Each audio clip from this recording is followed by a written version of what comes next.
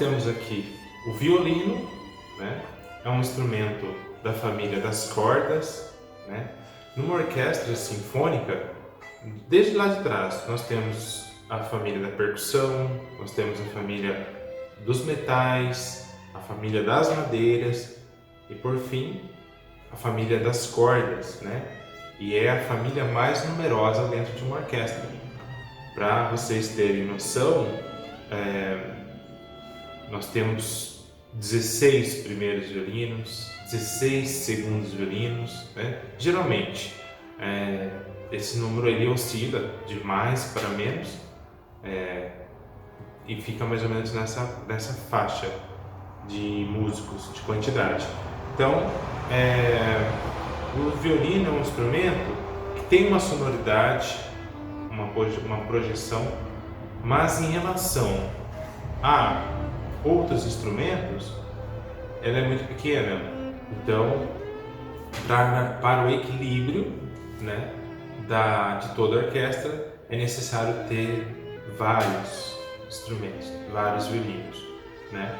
E dentro dessa família das cordas, nós temos então o violino, que é um instrumento mais agudo.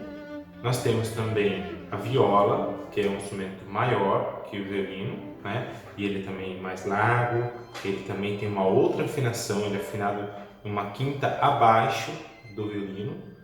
E maravilhoso também a viola. E nós temos os violoncelos, né? Que são aqueles instrumentos que se toca sentado, né? Que coloca aqui, ele é grande, né? Consideravelmente grande. E ele é uma oitava abaixo da viola, né? E nós temos o contrabaixo, né? Que é um instrumento, aquele instrumento grande mesmo, né? Toca-se em pé, geralmente, por causa do seu tamanho. Tem alguns banquinhos altos também que eles utilizam, mas é o instrumento mais grave aí da família das cordas. O violino, ele é afinado em quintas também, tá? Assim como a viola, assim como o violoncelo. E as cordas do violino são Mi, Lá, Ré e Sol. Ok? 4 cordas esticadas. Essas cordas são de metal, né? Tem vários materiais, né? Aço, tem cordas de tripa também, as cordas mais antigas, né? Principalmente da época do período barroco, são cordas de tripa. E nós temos o arco, né? Eu não falei sobre o arco. O arco é um instrumento. Eu costumo falar com meus alunos que o arco é um outro instrumento, né? O violino, ele consegue ser feito sons simplesmente com o beliscar dos dedos, né?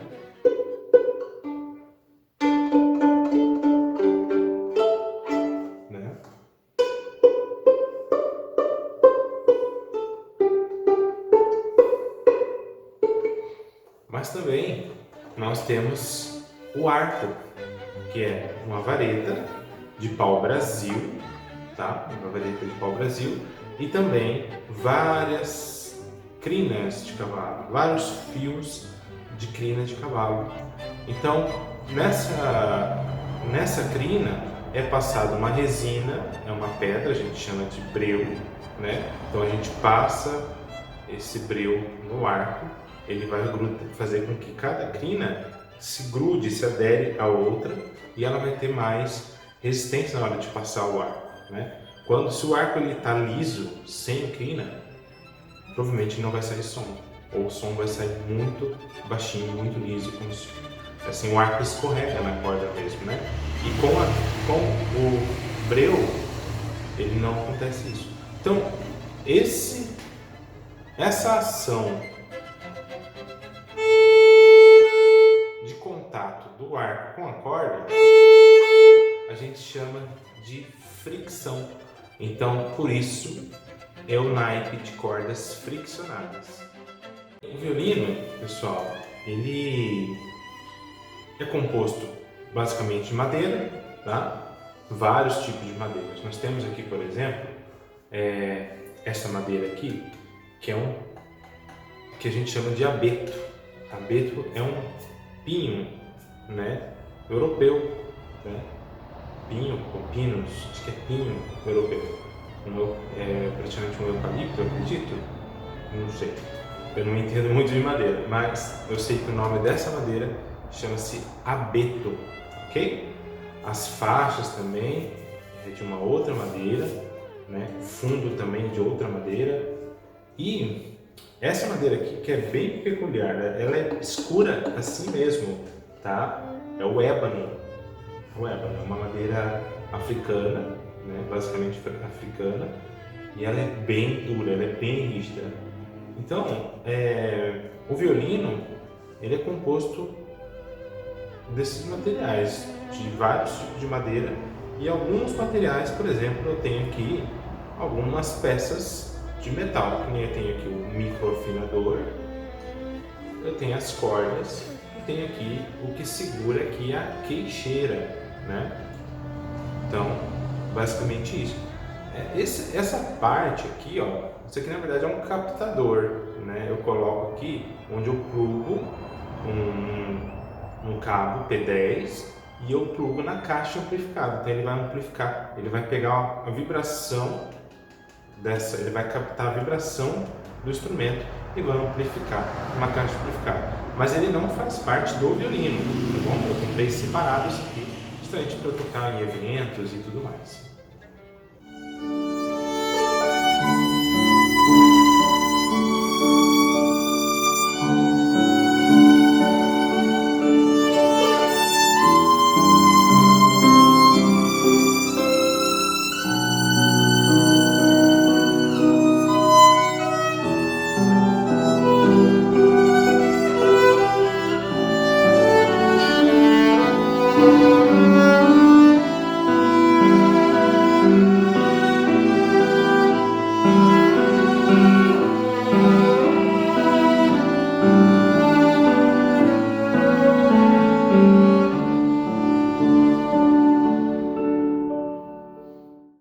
Ele é dividido em três partes, tá?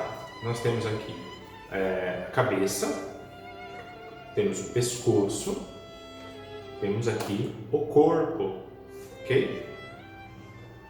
Na cabeça nós temos aqui este formato de caracol, né? Nós chamamos de voluta, tá? Nem sempre foi assim, tá? O violino mais moderno, e quando eu falo de moderno, eu estou dizendo já do ano 1600 e pouquinho até hoje, né? 1600, quase 1700 até hoje. Tem esse formato, né? O violino sofreu pouquíssimas alterações de lá para cá, né? E prova que nós temos alguns violinos muito antigos, né? E são famosíssimos, caríssimos, né? Nós temos Stradivarius, nós temos o Guarnerius, nós temos os violinos da família Amati, né? Provavelmente vocês já ouviram falar desses instrumentos.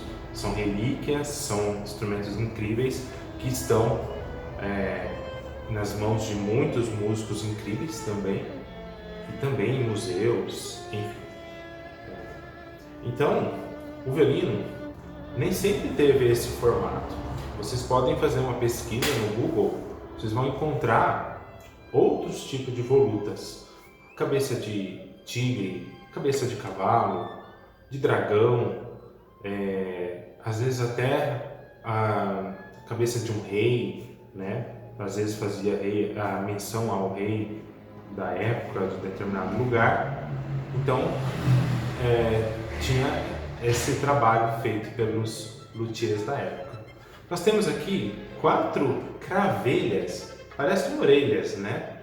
Mas são cravelhas. É onde nós colocamos as cordas. Nós colocamos as cordas aqui e nós ajustamos aqui para afinar, tá? Então são madeiras também, né? Em outros instrumentos, por exemplo, de dedilhadas, né?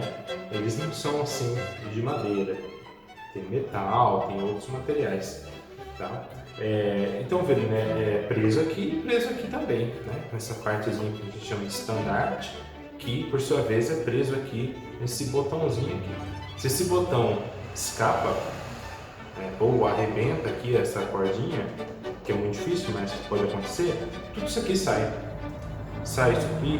Essa peça é muito importante no violino, nós chamamos de cavalete, tá? Essa peça, ela não está colada, ela não está fixa. A única coisa que deixa ela em pé é o próprio peso das cordas, né? Então, o cavalete é algo muito importante. E o cavalete, se vocês perceberem, né, ele tem um formato, ele não é reto, né? Ele tem um formato meio ondulado, né? Justamente para que o arco possa ser tocado e possa ser também cada corda tocada uma por vez.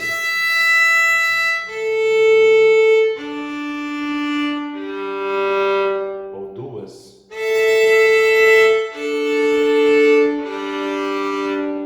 Ok? Muito bem. Então, o cavalete é algo muito específico, muito peculiar no violino e nos instrumentos de corda. Bom, não se sabe quando descobrir o primeiro violino, quando foi feito o primeiro violino, mas há relatos de que o violino surgiu ali mais ou menos na região do Oriente Médio, né? Ali. E ele era muito rústico, né? Era chamado de rebeque. E esse instrumento era um pouquinho diferente do violino aí. Eu vou mostrar imagens para você do antigo violino chamado rebeque.